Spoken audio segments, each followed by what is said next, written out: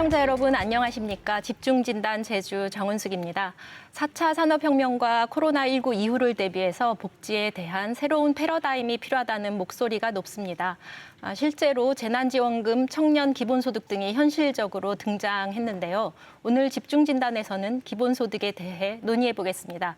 기본소득이 과연 새로운 복지 패러다임을 제시하게 될지, 그리고 기본소득이 가지는 문제와 비판들은 무엇인지 논의해보겠습니다.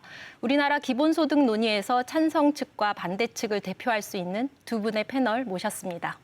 이상희 제주대 의대 교수, 복지국가 소사이어티 정책위원장 나오셨습니다. 안녕하십니까? 네, 안녕하십니까?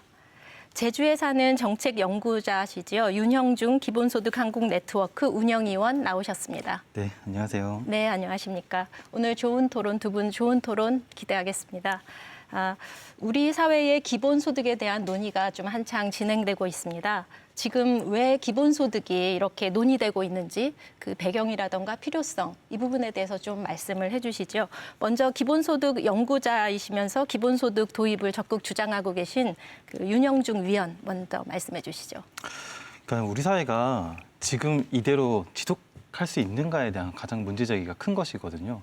가장 큰 문제, 기본소득이 왜 지금 시기에 부상했느냐를 가장 중요한 문제를 하나 꼽자면은 결국에는 불평등의 심화입니다. 네. 그렇다면 불평등이 소득 기준으로 보나 자산 기준으로 보나 심화되고 있고, 최근에 또 부동산 가격이 폭등한 것으로 인해서 벼락거지라는 말까지 이제 등장을 하고 있죠. 그래서 지금 이렇게 소득 자산 불평등이 이게 한국만의 현상이 또 아니거든요. 전 세계적인 현상인데, 이런 문제들을 우리가 대응할 수 있는 적절한 수단을 좀 가지고 있는가? 라는 것에 대한 또 문제제기가 두 번째 문제제기입니다. 그래서 지금 이런 불평등의 심화를 해결할 만한 적절한 수단을 가지고 있지 않고, 지금 현행 복지 체계가 어느 정도는 한계에 도달했다. 그래서 네. 현행 복지 체계도 나름대로 더 발전시켜야 되지만, 거기에 이제 기본소득이 있는 복지 국가를 이제 얘기를 하고 있는 것입니다. 예, 알겠습니다.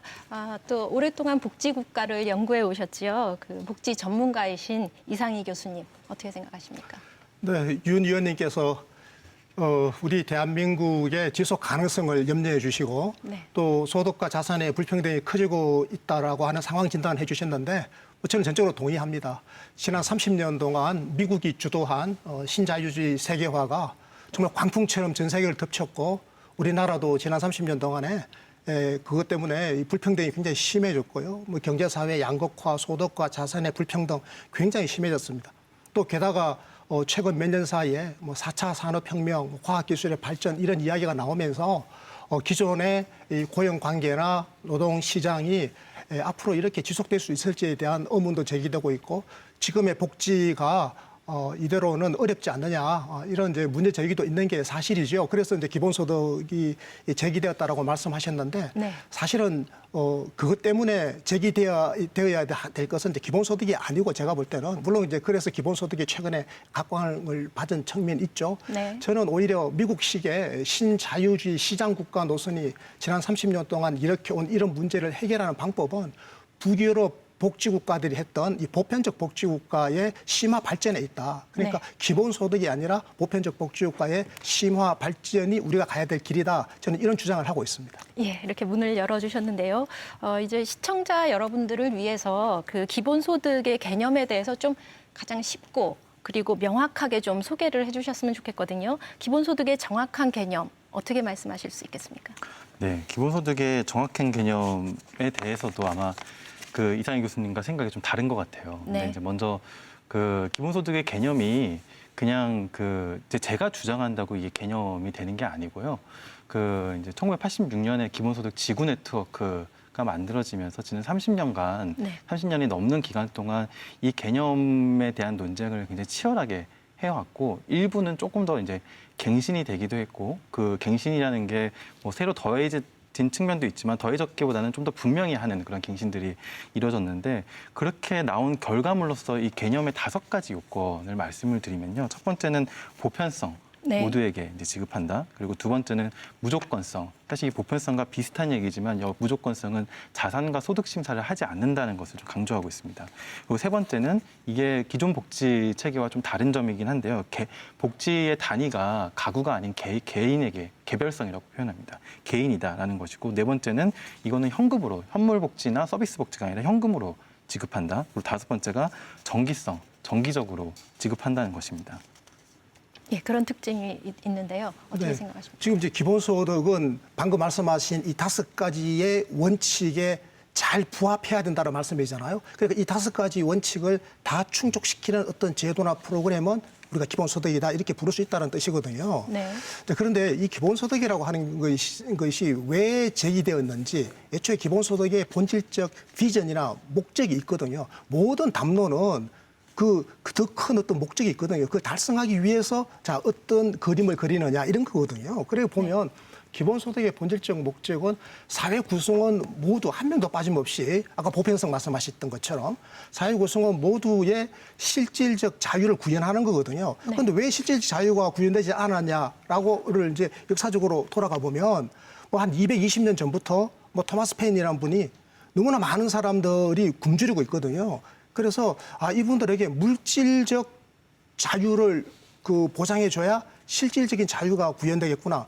이런 논리들이 220년 전, 180년 전 이렇게 쭉 역사적인 맥락을 가지고 지금의 기본소득으로 이어져 온 것이기 때문에 네. 저는 기본소득의 개념을 정의할 때 반드시 우리가 염두에 두어야 될 것이 바로 이 기본소득의 본질적 비전과 목적입니다. 즉 실질적 자유를 구현할 수 있느냐 없느냐 여기에 부합하느냐 안 하느냐라고 하는 것이 저는 굉장히 중요하다고 생각합니다. 네. 지금 말씀을 큰 측면에서는 그렇게 크게 많이 다른 것 같지 않은데 다른 차이점들이 있으십니까? 네, 한 가지 좀 질문을 드리고 싶은 게 있어요. 이상희 교수님은 여러 차례 기본소득의 핵심적 요건이 충분성이라고 전제를 하고서 충분하지 않은 기본소득은 기본소득이 아니다. 라고 이제 줄곧 주장을 해오셨는데 거기에 대한 사실 좀 근거라든지 그런 취지를 조금 더 방금 이제 말씀하신 네. 실질적 자유와 좀 관련이 있는 것 같은데 네, 맞아요. 좀 더 분명하게 듣고자 합니다. 그래서 모든 어떤 시대적 담론이라고 하는 거는 그 담론이 추구하는 목적이나 비전이 있거든요. 그래서 뭐 공산주의다 그러면 공산주의가 구현하고자 하는 그 이데올로기 혹은 그 담론의 비전과 목적이 있듯이 기본소득 제도라고 하는 것은 기본적으로 사회 구성원 모두의 실질적 자유가 보장되는 사회를 만들기 위한 것이거든요. 이거는 뭐 전통적으로 많은 학자들이 기본소득 연구자들이 이렇게 이야기를 해왔죠. 대표적으로 뭐 빰빠레스 같은 학자들도 이런 이야기를 해왔고, 그래서 저는 가령 뭐 사회 구성원 모두에게 보편적으로 현금을 드리는데 그것도 매달 지속적으로 각 개인에게 현금을 드린단 말이에요. 이건 아주 좋은 거예요. 그런데 이렇게 돈을 드리는데 이게 금액이 너무 작아서 기초생계비에 턱없이 못 미친다고 그러면 이게 무슨 물질적 자유고 실질적 자유겠습니까? 그러니까 네. 푼돈이나 용돈 수준의 현금을 나눠주는 것은 기본소득의 본질적 목적과 괴리되기 때문에 저는 기본소득의 요건에서 충분성은 굉장히 중요하다고 생각하는 거죠. 그리고 역사적으로 원래 충분성이 연구자들 사이에서도 원래 존재했던 건데 뭐 몇 년 전에 대한민국에서 열린 기본소득 네트워크 모임에서 이 충분성을 뒤로 슬쩍 빼버렸더라고요. 필수 조건은 아니고 그냥 권장 조건 정도로 만들어 놓았는데 저는 이것은 학술적 후퇴라고 생각합니다. 네, 거기에 대한 네. 좀 분명한 팩트체크가 필요할 것 같아요. 그 전에 충분성의 요건이 있었는데 슬쩍 빼버린 적은 사실 없었고요. 오히려 원래 그 2016년 이전까지 기본소득의 핵심 요건은 사실 3가지였습니다. 홈페이지에도 게시가 되어 있었는데 보편성과 무조건성, 개별성이었습니다. 이제 당시에 추가를 하려는 그런 논의가 시작이 되었었고 추가를 할 때 방금 이상희 교수님이 말씀하셨듯이 교수께서 말씀하셨듯이 충분성을 넣어야 한다라는 논쟁이 그때 있었던 거예요. 그때 왜 있었냐? 근데 이걸 분명히 구분해야 되는데 그 이전의 논쟁에서 충분성을 언급하는 맥락이 충분하지 않으면 기본소득이 아니다라는 그런 주장을 하기 위해서 혹은 그런 비판을 의식해서 충분성을 언급한 것이 아니었습니다. 방금 말씀하셨듯이 기본소득의 지향이 개개인들에게 실질적 자유를 주는 것이기 때문에 이건 지향과 목표로 가져가야 되는 것이다. 라는 측면에서 충분성을 잠깐 제가 말 끝까지 하겠습니다. 네네. 그래서 오히려 좀 질문 드리고 싶은 게 그러니까 보편적 복지도 마찬가지로 이상과 지향이라는 게 있는 것이거든요. 그러니까 제가 생각하기에 보편적 복지는 그래도 필요할 때 욕구 기반이나 필요 기반의 복지의 경우에는 그 필요할 때는 어느 정도 충분한 보장을 받아야 되는 것인데 우리가 실업급여를 생각할 때도 이게 한 300만 원 이상이 아니면 실업급여가 아니다라든지 우리가 아이동을 키울 때도 아동수당을 10만 원씩 주는데 솔직히 제가 두 아이를 키우고 있지만 아이를 키우는데 10만 원밖에 안 듭니까? 사실 그 부양 부담을 어떻게 보면 보조하기 위한 수단인데 우리가 그 필요를 충분하게 보장해야지만 그 복지 정책이 맞다라는 주장을 절대 하지 않거든요. 그러니까 우리가 어떤 복지 정책이나 어떤 정책에 어느 정도의 예산을 투입할까는 그 사회가 그 정책에 얼마만큼 공감하느냐에 따라서 예. 결정이 되는 것입니다. 그래서 2016년 서울총회 얘기만 잠깐만 짚고 넘어가면요. 당시 그럼 정리해서 말씀해 주시죠. 네. 예. 당시 충분성을 넣자라는 얘기만 있었을 뿐 그 넣자라는 얘기는 우리가 기본소득이 최소한 이런 것들을 지향해야 된다는 그런 이제 논의가 있었기 때문입니다. 그래서 마지막에 정리가 됐어요. 이거는 개념적 요건일 수 없고 정치 사회적 지향이다. 네. 그래서 이상희 교수님이 사실 전 세계에서 유례없는 주장이세요. 충분하지 않으면 기본소득이 아니다라는 주장 자체가. 그래서 이 주장을 계속 줄곧 하시길래 제가 책을 꼼꼼히 보면서 어디서 이런 주장을 좀 비롯했는지를 제가 봤는데 인용을 하신 부분이 민주노동연구원의 기본소득 사례 및 쟁점 연구라는 데를 이제 주석을 다시면서 거기서 이제 충분성이라는 것도 상당히 논란이 있는 주제다. 충분성을 주장하는 사람도 있고 네네. 아닌 사람도 있다라고 그렇게 쓰셨는데 사실 그 본인이 인용하신 82페이지에 바로 밑에 각주가 달려 있어요. 뭐라고 달려 있냐면은 그 82페이지 제가 방금 얘기한 당시 총회 때 이거는 개념적 요건이 아니라 정치사회적 지향이다. 그 두 가지는 네네. 구분되어야 한다라는 부분이 분명히 있거든요. 예, 그래서 이제 그 부분에 대해서는 사실 개념에 대해서 좀 같은 전제를 깔고서 시작했으면 좋겠습니다. 예, 이 부분 근데 제가 말씀을 좀 그걸 해주시면 좋겠습니다. 모르는 게 아니고요. 네. 저는 기본소득 주창자들 몇 사람들이 어느 나라에서 누가 와서 한국에 모여서 총회에서 무슨 이야기를 했는지 저는 여기에 별로 관심을 갖고 싶지가 않아요.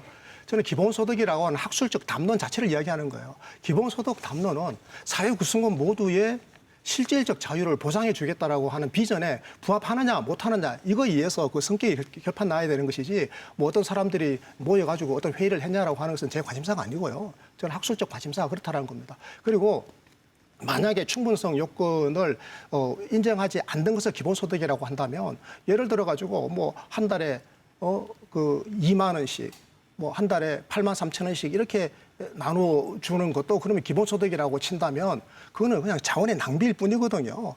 전 국민들에게 한 달에 2만 원씩만 나눠주더라도 그거는 연간 13조 원이라는 거대한 돈이 들어가는 거거든요. 우리 지금 어르신들에게 한 달에 30만 원씩 나눠드리고 있는 기초연금 있지 않습니까? 그거 총 예산이 18조 원이에요. 그런데 13조 원이라는 그게 필적할 만한 예산을 가지고 전 국민에게 한 달에 2만 원씩 나눠주고 말아버린다라든지 혹은 한 달에 전 국민에게 매달 8만 3천 원씩을 나눠주면 여기에는 1년에 100만 원씩이니까 이게 연간 52조 원이 들어가는 돈입니다. 우리 국민이 내고 계신 국세가 연간 300조 원인데요.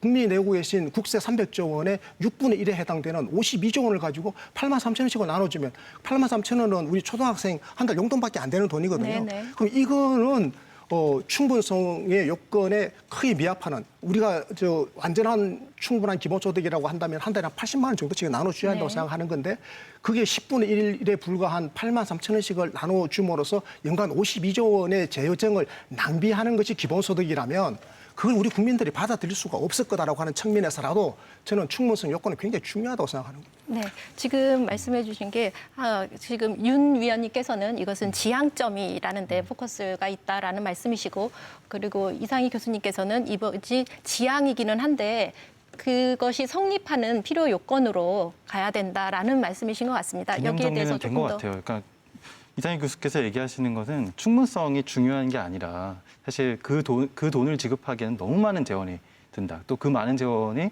상당히 좀 효율적이지 않게 쓰인다는 걸 강조하는 맥락에서 충분성을 강조하는 거죠. 저는 담론의 네. 담론의 정직성을 이야기하는 거거든요. 정직성을 얘기하시면 오히려 충분성은 제가 지금 기본소득 논자들이 네. 정직성을 이야기하는 게 아니에요. 네. 기본소득 담론의 정직성을 이야기하는 겁니다. 저는 누가 기본소득 주창을 했는지에 대해서는 별 지금 이 자리에서 이야기할 주제가 아니라고 보고요. 네. 기본소득 담론이라고 하는 것은 이미 180년, 200년 전부터 쭉 맥락을 이어져 오던 것이기 때문에 그 담론의 그 맥락에서 보면 그 시대마다 그 사회 구성원 모두에게 최소한의 생계를 보장해 줘야 된다라고 하는 것들이 구석구석이나 역사도 다 깔려 있거든요. 그리고 최근 수십 년 동안의 맥락만 보더라도 그렇고요. 그리고 그 2016년이었죠.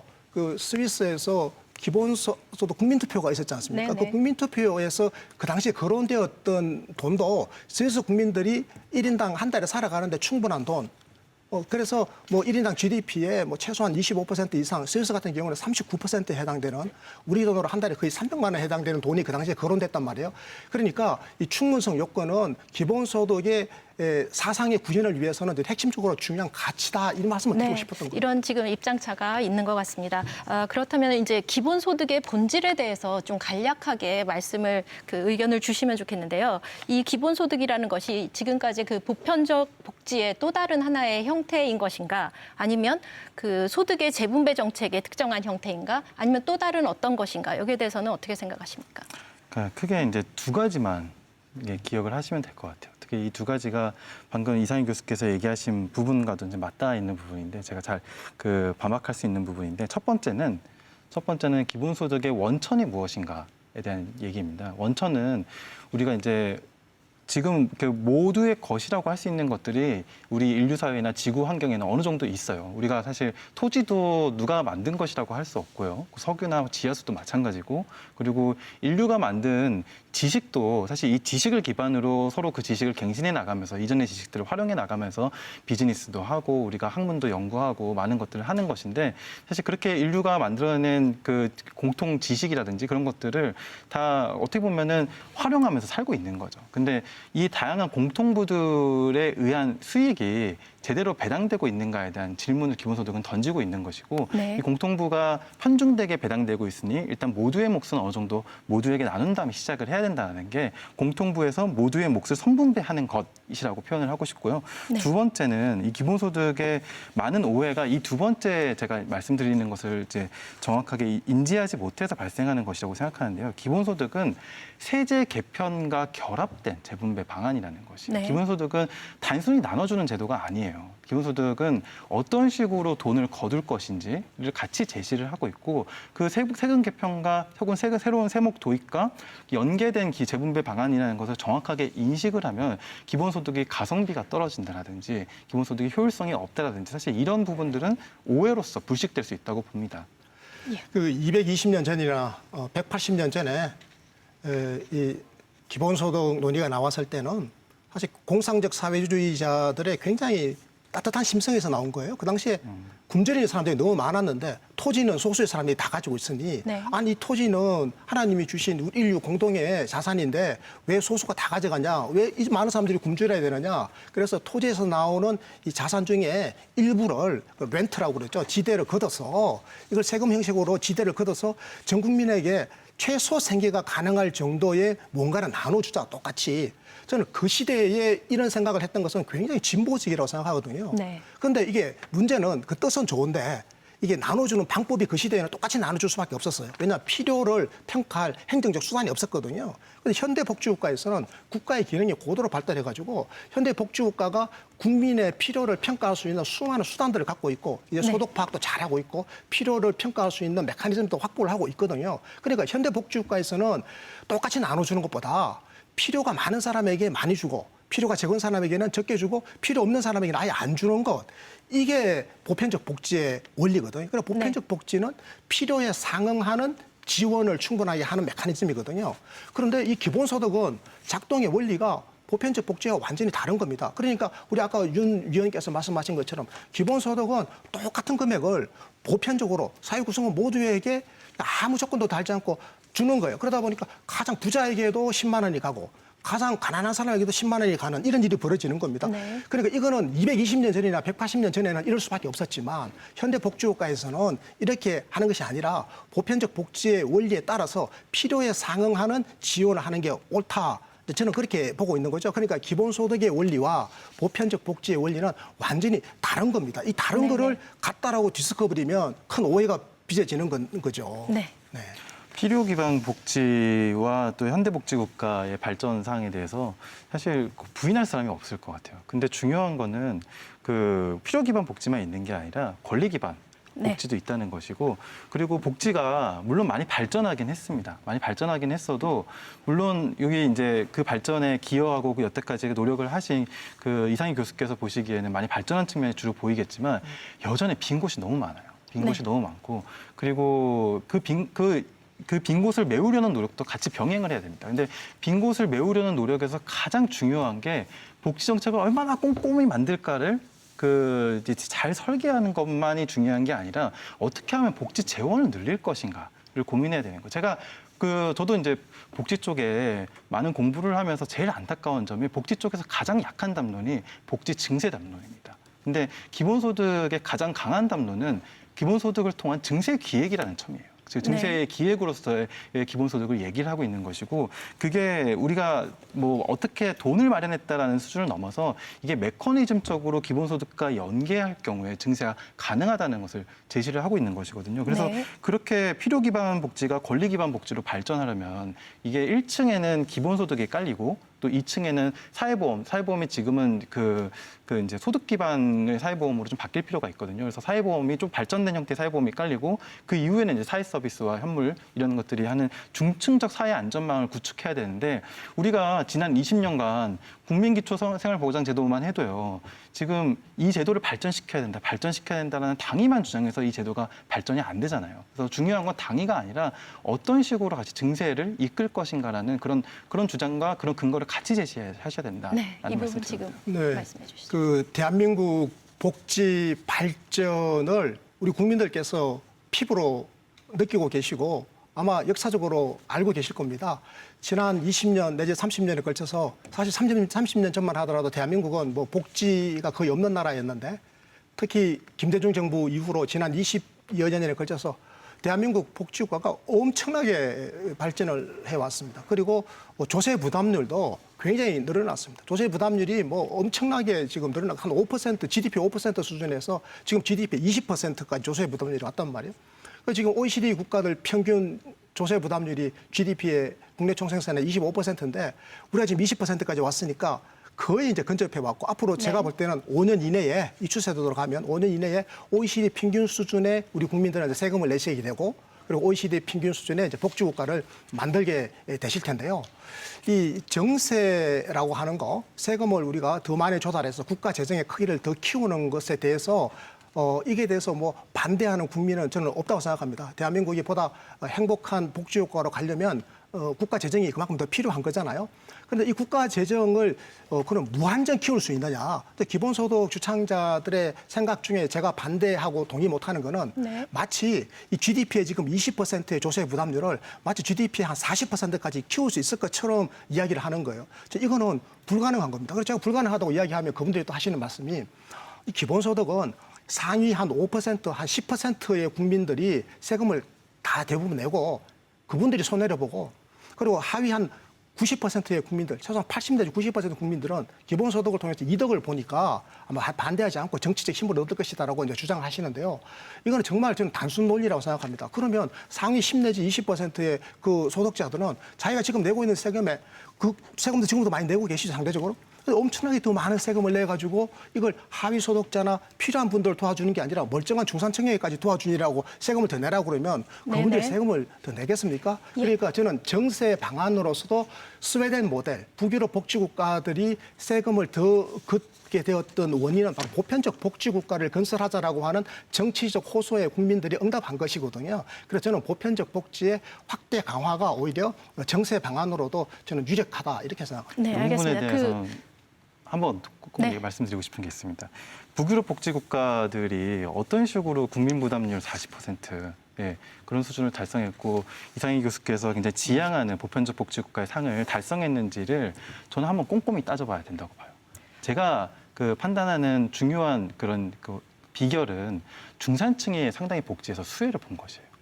이거는 저만의 주장이 아니라 상당히 많은 실증 연구를 통해서 증명이 된 것입니다. 코르피아 팔메 교수가 얘기했던 재분배 역설이라는 개념 혹시 교수님께서 잘 아시죠? 그래서 그 개념이 무엇이냐면은 그 복지의 수혜 계층이 좀 더 보편적이고 더 많을수록 그 복지의 총량이 더 많아진다라는 그런 개념이거든요. 그게 원리적으로도 중산층이 찬성을 해야지만 정치적으로 다수층이 복지 찬성하는 정당에 투표를 하기 때문에 그게 원리적으로도 그런 식으로 복지가 늘어날 수도 있지만 실질적으로도 많은 유럽의 데이터들을 분석한 실증적인 연구를 통해서도 그게 입증이 된다는 점입니다. 그래서 그렇다면은 그 북유럽 국가들은 중산층에 수혜를 주는 사회복지 서비스나 어떻게 보면 거기는 구직급여나 이런 것도 우리보다는 훨씬 더 관대한 제도를 가지고 있거든요. 그래서 그런 어떻게 보면 서비스나 현금 복지 둘 다 양쪽에서 중산층에까지 수혜를 주는 제도를 통해서 이만큼 복지를 늘려왔는데 그럼 한국은 과연 그럴 만한 그 복지 정책의 방향이 무엇이냐는 거죠. 단숨에 그렇게 갈 수 있는지. 아까 40%갈 수 없기 때문에 안 된다라고 하셨는데 단숨에 40% 가자는 얘기가 아니잖아요. 그래서 그런 거를 좀 염두에 두시면 좋을 것 같습니다. 예, 지금 여기서요. 잠깐만요, 네. 교수님. 지금 이제 재원 마련 방안, 예산의 규모 이런 데까지 지금 논의가 이렇게 올맞아 왔습니다. 그래서 그 부분을 중점적으로 다시 조금 더 깊이 있게 논의를 해보겠습니다. 그 현재 기본소득을 국가 단위 정책으로 실시하고 있는 국가는 따로 없지요. 대신에 잘 알려진 사례로 알래스카 연구기금이 있는데요. 그 운영 사례가 있는데 이것은 지역 단위로 지금 운영을 하고 있는 거고요. 여기서는 석유라는 공유 자산 이것을 기반으로 해서 배당을 현실화한 사례이기 때문에 이런 정도의 예산이 아니고서야 기본소득이 어떻게 가능하겠느냐 이런 이제 질문들이 나오는 겁니다. 이게 예산에 대한 문제이기 때문에요. 이 부분에 대해서 어떻게 생각하십니까? 예. 네, 제가 아까 그 말씀 잠깐만 제가 반론을 제기하고 말씀 이어갈게요.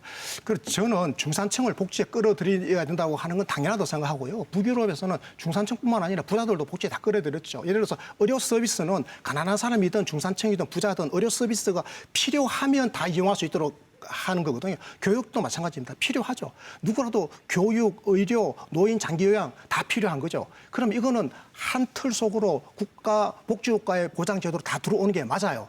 이거는 맞는데 그런데 현금은 달라요. 현금을 무차별적으로 전 국민에게 똑같이 매달 나눠주는 거 이걸 가지고는 설득을 할 수가 없어요. 현금도 필요하면 가야죠.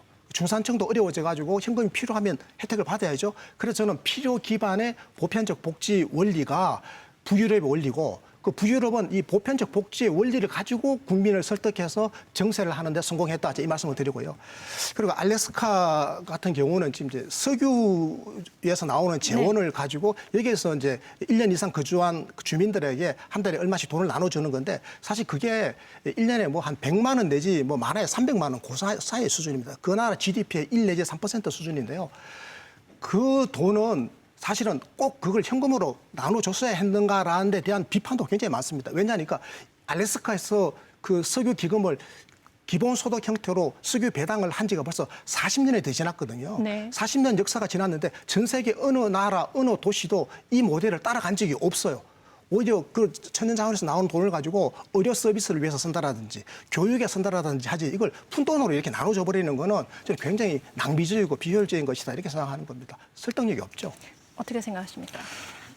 지금 알래스카 모델이 그 설득력이 있느냐 없느냐는 그 알래스카 모델에서 어떤 효과가 있었느냐를 좀 봐야 될 것 같은데요. 그 얘기를 좀 자세하게 하기보다는 일단 그 효과에 대해서는 알래스카가 그 제도를 시행하기 전보다는 훨씬 더 소득재 분배 지표가 좋아졌고 범죄율이라든지 많은 지표가 좋아졌다는 말씀을 간략하게 먼저 드리고요. 네, 지금 일단 예산의 확보, 재원의 네. 마련을 어떻게 할 것인가에 대한 질문입니다. 그 얘기로 넘어가겠습니다. 기본소득의 이제 특장점이 아까 이제 말씀드렸듯이 세제 개편, 세목 도입과 증세 방안과 같이 결부된 재원 방안을 제시하고 있다라는 것이 이제 제가 좀 전에 말씀드렸는데 그 구체적인 방안들이 여러 가지가 있습니다. 이제 제가 활동하고 있는 기본소득 한국 네트워크에서도 조만간 그 한국 사회에 어떤 방식으로 기본소득을 도입할 수 있는지를 조만간 발표할 예정인데 거기에도 들어가 있는 내용이기도 합니다. 그래서 가장 중요한 것들 여러 가지를 좀 뽑아보면요. 일단은 그 소득세를 개편하거나 새로운 기본소득 의 목적세를 도입해서 우리가 모든 소득의 일정 비율 혹은 누진적으로 증세하는 방안을 제시를 하고 있습니다. 그걸 저희 표현으로는 시민소득세라고 표현을 하고 있고요. 그리고 두 번째는 우리가 그 소득 세제를 잘 보면요. 분명히 이 제도가 역진적으로 작동을 하고 있는데도 불구하고 못 없애는 제도들이 상당히 많이 있습니다. 그런 거를 우리가 역진적인 조세 감면 정책들이라고 하는데요. 그런 역진적인 조세 감면 정책들을 그러니까 신용카드 소득 공제가 대표적입니다. 이제 그런 제도들을 정비하고 폐지하는 방안들이 또 담겨 있고요. 그리고 뭐 이거는 이제 복지 증세에서도 많이 얘기가 나왔지만 그 부가가치세를 개혁하거나 세율을 인상하는 그런 이제 방안들이 있는데 여기에 대해서는 뭐 저희가 이제 좀 장기적인 과제로 좀 남겨놨습니다. 근데 좀 차이점이 있다면 부가가치세도 우리가 역진적이라고 평가를 하고 있지만 기본소득과 연계할 경우에는 오히려 그 누진적인 효과를 발휘하게 됩니다. 그리고 이제 그 요 부분이 많은 분들이 좀 오해하고 있는 부분이 있는 게 토지 보유세랑 탄소세 를 기본소득의 재원으로 삼는 부분입니다. 이게 기본소득을 주장하는 사람들이 토지 보유세와 탄소세를 주장하는 맥락은 교정과세로서 주장을 하고 있습니다. 교정과세라는 표현 자체가 어떤 사회 문제를 교정하기 위한 제도라는 것이죠. 그래서 이 제도는 기본소득을 위해서 이 세금 제도를 도입해야 된다가 아니라 어떤 사회적 문제를 해결하기 위한 수단으로서 이 세금 제도를 도입해야 되는데 그냥 도입하려고 그러면 잘 안 되니까 기본소득을 활용하자는 그런 제안입니다. 그래서 이 부분을 조금 정확하게 인식을 하고 이 부분에 대한 토론만 좀 제대로 이루어진다고 하면 우리 사회에 상당히 좀 진전할 수 있다고 생각을 하거든요. 그래서 좀 의견을 좀 나눴으면 좋겠습니다. 네, 기본소득이 그 본질적 목적을 달성하려면 그 충분성의 요건이 어느 정도 맞아야 되거든요. 그러려면 1인당 한 달에 80만 원 정도씩 하면 그게 지금 대충 맞습니다. 우리 지금 국민기초생활보장제도의 기초수급자 1인이 받을 수 있는 현금급여와 생계급여하고 주거급여를 합치면 대충 한 달에 80만 원쯤 됩니다. 네. 그 다른 나라 같은 경우에는 뭐 미국은 지금 뭐 한 1,200달러 뭐 1,000달러 정도가 거론되고 있고요. 그리고 유럽에서는 이제 1,000유로. 그래서 대체적으로 한 달에 한 120만 원, 130만 원 정도가 기초생계비다, 1인당. 네. 그 정도를 줘야 기본소득이다, 이런 이야기를 하고 있죠. 자, 그럼 이제 우리나라에서 만약에 한 달에 80만 원씩을 드리면 그 다른 나라의 그 수준하고 맞는 건데 그럼 이걸 80만씩 드리려고 하니까 5,200만 국민에게 80만씩 드리면 연간 500조 원이 필요한 이걸 할 수가 없는 거죠. 그래서 랩 2050이라든지 우리 윤 의원님이 전에 몸담으셨던 연구원인데요. 굉장히 좋은 아이디어를 내놨습니다. 네. 그러면 완전한 기본소득을 못하니까 일단 한 절반 정도 수준으로 부분 기본소득을 해보자. 저는 여기에 대해서는 제가 굉장히 정직한 기본소득론자들이다라고 제가 평가를 했거든요. 왜냐하면 최소한 국민을 속이는 건 아니니까. 왜? 이 기본소득의 본질적 목적에 다가가려고 하는 노력이 현저하게 엿보였거든요. 그럼 한 달에 얼마를 나눠주느냐? 한 달에 한 32만 원에서 한 50만 원 그 사이. 그러니까 GDP의 한 10 내지 15%. 그러니까 완전 기본소득 80만 원의 한 절반 정도의 그 버금 가도록 조자라고 하는 거잖아요. 자, 그런데 이제 이런 주장이 최근에 우리 사회에서는 뒤로 쑥 들어가 버리고 이제 이재명 경기지사를 중심으로 해가지고 굉장히 적은 돈, 예를 들면 푼돈이나 용돈에 가까운 정도를 가지고 기본소득이라고 지금 제안을 하고 이게 정치 사회적으로 공방이 붙고 있어서 저는 굉장히 사실 불편한 마음을 갖고 있습니다. 이 기본소득하고는 아무 관련 없는 그냥 무차별적인 소액의 직업을 이걸 왜 기본소득이라는 말을 사용하실까라는 데서부터 시작했어요. 그런데 그런다 하더라도 한 달에 2만 원씩만 나눠주더라도 1년에 13조 원이 필요하고요. 이재명 경기지사의 뜻대로 임기 내에 전 국민에게 1년에 100만 원, 한 달에 8만 3천 원, 그리고 청년들에게는 2배로 8만 3천 원 2개를 드리는 거죠. 16만 6천 원을 드리는 거죠. 이렇게 하면 임기 후반기에 가가지고는 재정을 57조 원을 마련해야 돼요. 이 57조 원이면 지금 우리 국민들이 내고 계신 국세 300조 원하고 비교해보면 얼마나 큰 돈입니까? 이 57조 원을 어떻게 조달할 거냐? 기존의 정부 재정에서 한 절반 정도는 이제 빼오겠다라고 하는 겁니다. 그러면 기존에 지금 정부 재정이 사실은 이 국세 수입에 의존하거나 국채에 의존하고 있는데 이 많은 돈을 이제 빼오게 되면 이제 기존의 정부 사업은 상당 부분 못하는 거죠. 예. 이런 문제가 생기는 거죠. 그래서 우리 윤 의원님께서 말씀하시는 것처럼 그러면 이거를 세금을 더 걷자. 그래서 세금을 더 걷으려고 보니까 이게 할 수 있는 방법이 기존의 비과세 감면을 하는 거거든요. 네네. 사실상 소득세를 더 걷는 거잖아요. 이런 부분에 대해서 저는 이제 투명하게 이야기를 해야 되는데 저는 정세를 하자는 데 대해서는 찬성을 하지만 이 돈을 어렵게 정세를 한 이 돈을 전 국민에게 똑같이 푼돈으로 나눠주는 것은 저는 반대다. 이 돈은 보편적 복지, 즉 필요한 곳에 제대로 써야 된다. 이 주장을 또 말씀을 드립니다.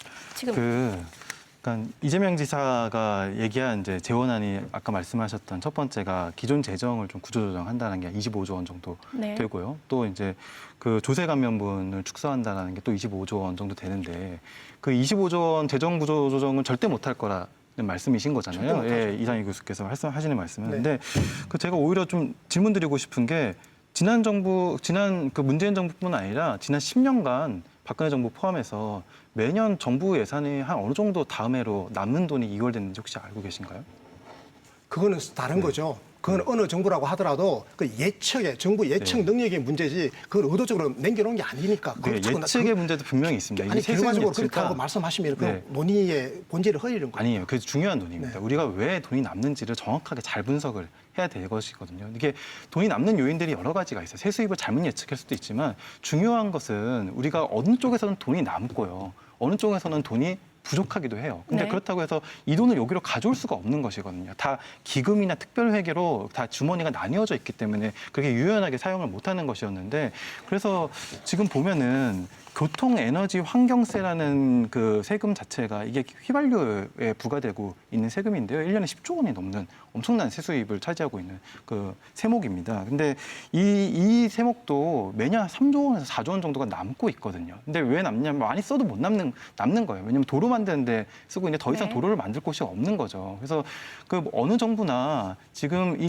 기존의 재정을 구조조정할 필요는 있는 것이고요. 그렇죠. 그 구조조정을 할 수 있는 그런 이제 개혁의 동력이 무엇이냐는 거예요. 그래서 첫 번째 이제 기본소득을 하면서 그런 동력을 마련할 수 있고 어느 정부나 정책의 우선순위를 결정했었거든요. 문재인 정부도 마찬가지고 뭐 이명박 정부도 마찬가지고 박근혜 정부도 마찬가지고 그래서 이 우선순위 조정은 못할 거다. 뭐 기존의 돈이 그 재정 구조 조정은 불가능하다고 얘기하는 것은 사실 이 재정의 구조를 조금 더 보시면은 충분히 이제 그 동의할 수 있는 부분이 있을 거라고 보여지고요. 두 번째 조세 감면분은 사실 이거는 기본소득이 아니면 조세 감면분 축소가 어렵습니다.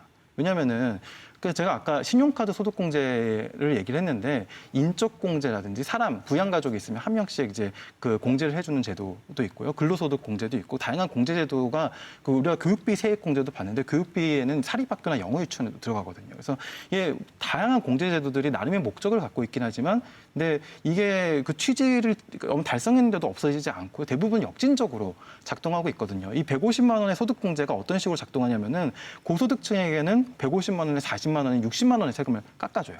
하지만 그 1,500만 원이나 1,800만 원 정도 버는 사람들한테는 10%밖에 안 깎아주거든요. 예.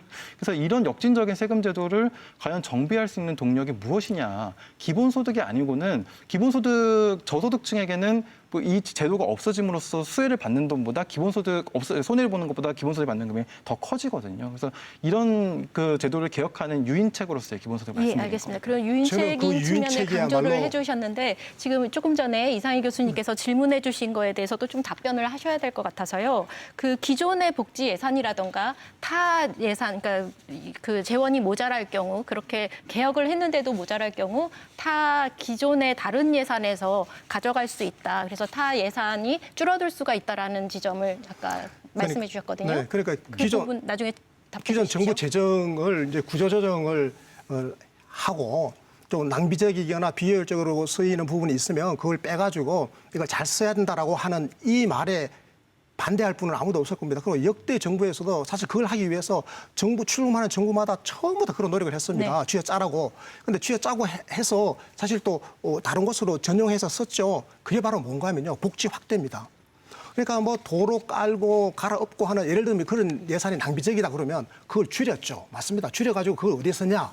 보편적 복지에 확대에 썼단 말이에요.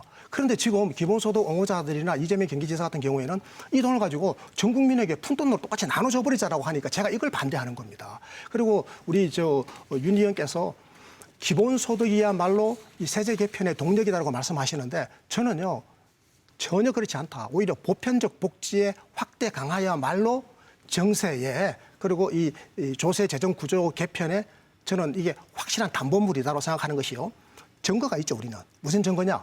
바로 스웨덴이라든지 북유럽에 있는 복지국가들입니다. 그 나라 복지국가들은 재정을 굉장히 알뜰하게 효율적으로 낭비 없이 씁니다. 그럼에도 불구하고 재정의 크기가 굉장히 크고 국민의 기꺼이 세금을 더 많이 내요. 왜 그러냐?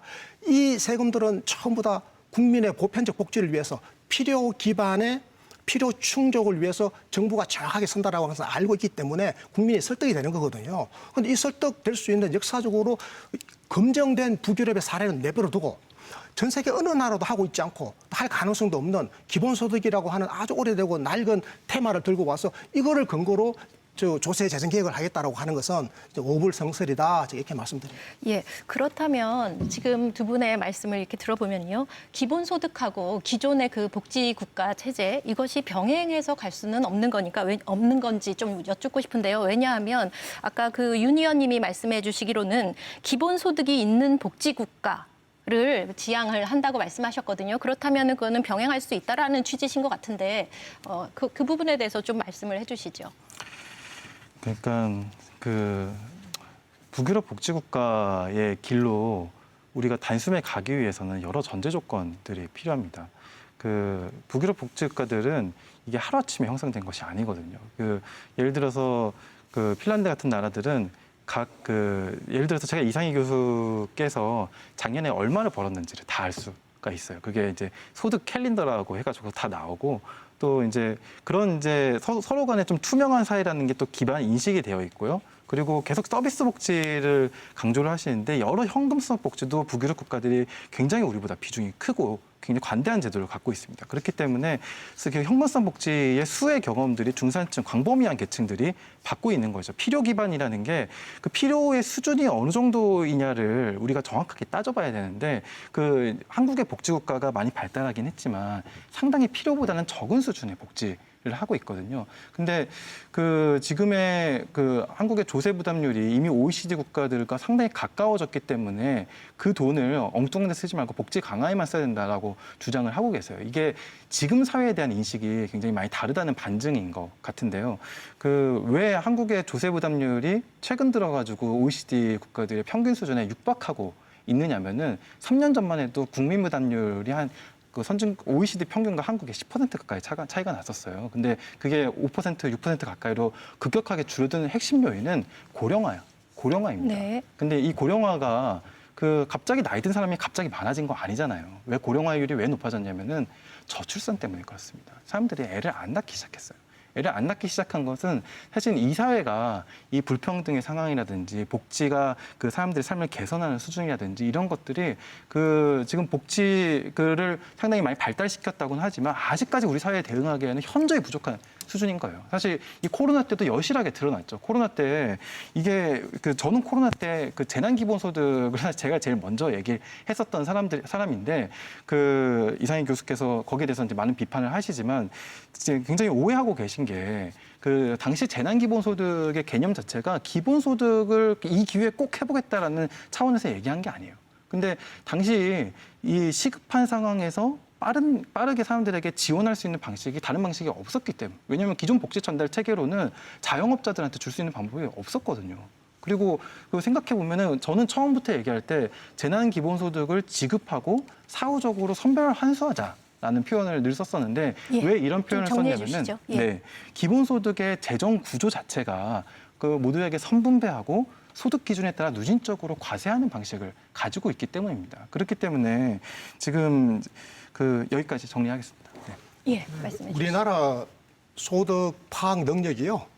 최근 수년 동안 엄청나게 발달했고 신용카드를 전 세계에서 제일 많이 쓰는 나라입니다. 그래서 우리도 이제 핀란드 못지않게 이제 소득 캘린더를 국세청에서 이미 다 가지고 있습니다. 마음만 먹으면 다 할 수 있는 거고요. 그래서 저는 뭐 소득 파악 능력, 국민의 필요 정도를 정확하게 평가할 수 있는 행정 능력은 우리나라가 앞으로 탁월하고 앞으로 4차 산업혁명 시대에 우리가 정보통신 기술을 더 많이 활용하게 되기 때문에 앞으로 소득 파악 능력은 더 높아질 거라고 보고요. 그렇기 때문에 필요 평가 기준의 보편적 복지를 확대할 수 있는 조건을 앞으로 더 많이 마련될 것이다. 이렇게 되면 필요가 있음에도 불구하고 사각지대에 빠져 있는 분들, 이분들은 앞으로는 이제 점점 없어질 것이다. 지금 뭐 덴마크라든지 북유럽 나라들이 이미 그 길로 가고 있거든요. 그 나라들도 한시적으로 어느 시점에 그 사각지대가 생겼습니다. 그런데 그 사각지대를 없애기 위해서 제도 개혁을 하면서 이 보편적 복지를 더욱 심화 발전을 시켰거든요. 그래서 보편적 복지는 심화 발전이 가능한 메커니즘을 내장하고 있기 때문에 이걸 이제 발전시켜야지 이 보편적 복지를 포기하고 전 세계적으로 한 번도 한 적이 없는 아주 모험적인 기본소득 제도를 도입하자.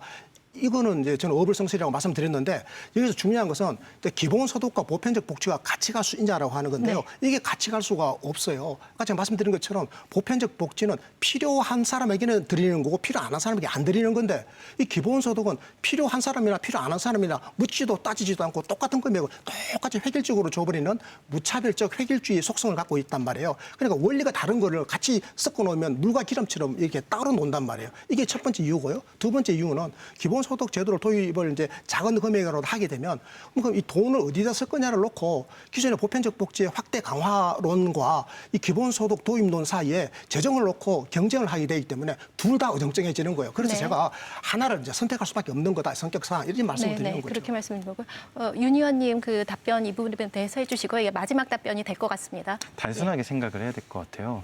그 원리나 구조가 다르다 계속 말씀을 하시는데 원리가 구조가 다르더라도 서로 보완할 수 있습니다. 그 보완 성격이고요.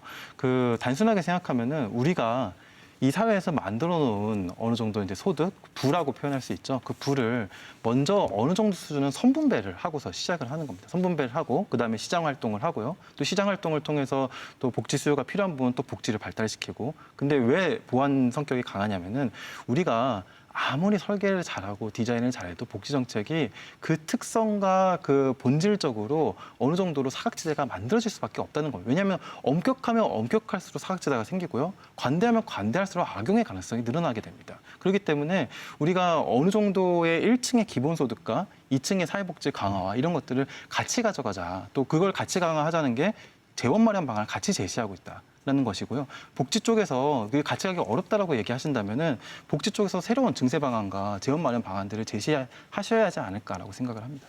예. 혹시 네, 이번에 그럼에도 불구하고 1분 안으로 말씀해 네, 주십시오. 그럼에도 불구하고 이제 기본소득을 밑에다 깔자라고 말씀하시는데 물론 기본소득을 밑에다 깔아버리게 되면 사각지대 없는 건 확실하죠. 네. 그런데 이 n분의 1로 나눠버리가지고 주다 보면 푼돈이 돌아가요. 한 달에 2만 원씩. 한 달에 2만 원 받아가지고 13조 원 드는데 2만 원으로 이게 사각지대 해소되느냐. 아무 의미 없이 그냥 푼돈을 옆으로 날려버리는 거잖아요. 한 달 23조 원을 만약에 국민 모두를 위한 고용 안전망에 선다면 굉장히 중요한 보편적 복지의 확대 강화가 될 것이다. 이 말씀을 드립니다. 예, 알겠습니다. 오늘 토론이 이렇게 지금 이 시간까지 이렇게 진행이 되었습니다.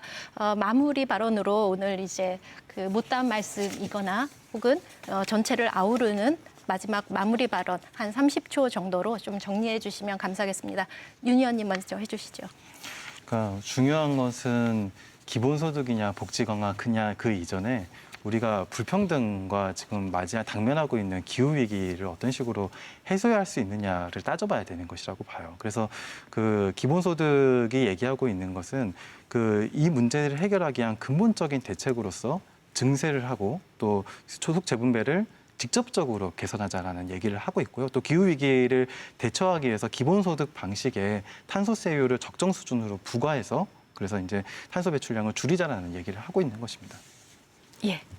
네, 앞으로 4차 산업혁명 시대가 되면 일자리가 없어질까 봐 걱정하는 분들도 많은데요. 일자리가 없어지는 것은 사실이지만 늘어난 일자리가 더 많을 겁니다. 고용의 변화가 심한데요. 이런 시대일수록 저는 기본소득을 나눠주는 것보다는 복지국가가 자기 역할을 제대로 하면서 국민의 삶을 보살피고 국민의 능력을 키워주는 능력 배양의 보편적 복지를 확대 강화하는 것이 올바른 방법이다 이런 생각을 합니다. 예, 알겠습니다. 오늘 이렇게 함께 자리해 주셔서 감사드립니다. 감사합니다. 감사합니다. 코로나 팬데믹이라는 전대의 미문의 상황은 지금까지 우리 사회가 만들어온 정책적인 체계들에 대한 재점검을 요구합니다. 불평등의 심화를 줄여나갈 더 나은 방법들을 찾아 나가야겠습니다. 오늘 시청해 주신 여러분 감사드립니다.